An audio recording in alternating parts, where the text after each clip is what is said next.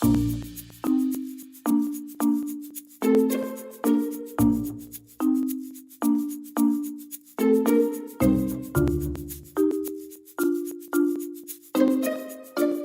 nous avons accepté d'ouvrir les archives à des auteurs de bande dessinée parce que c'est un mode d'expression très contemporain qui touche un public un peu différent de celui auquel on est habitué aux archives, qui est plutôt un public, disons, de généalogistes ou de gens qui ont du temps passé l'âge de la retraite, ou éventuellement d'étudiants en histoire, et plus rarement de gens qui viennent pousser nos portes juste pour le plaisir des images ou des histoires.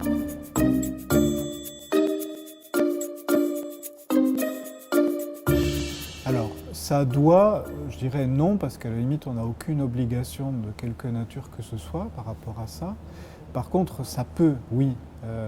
Ça peut parce que la fiction, c'est aussi un bon moyen de faire comprendre à des gens qui n'ont pas de formation historique particulière quelle pouvait être l'ambiance d'une époque, comment on peut comprendre des problèmes historiques très sérieux, mais par le biais d'une approche un peu fantaisiste.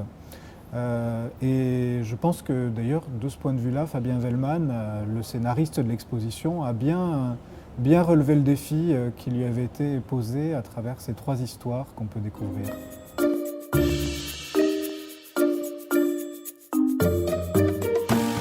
Que c'était plutôt réussi, un petit peu décalé, comme on s'y attendait, je dirais, mais quand même, quand c'est décalé, justement, on ne sait pas toujours dans quel sens ça peut être décalé.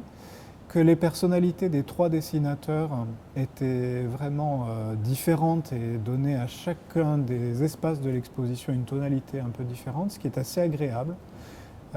Et en plus, j'aime bien cette mise en scène en espace qu'on peut voir là.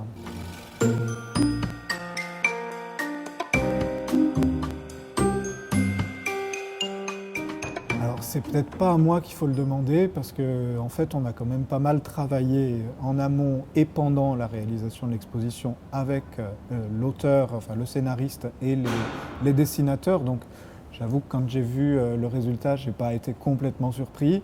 Maintenant, c'est vrai que je n'ai pas pu m'empêcher de rire en voyant telle ou telle histoire, telle ou telle trouvaille de Fabien Wellman, qui sont quand même assez bienvenues. Mais pour la surprise, je laisse le public juge.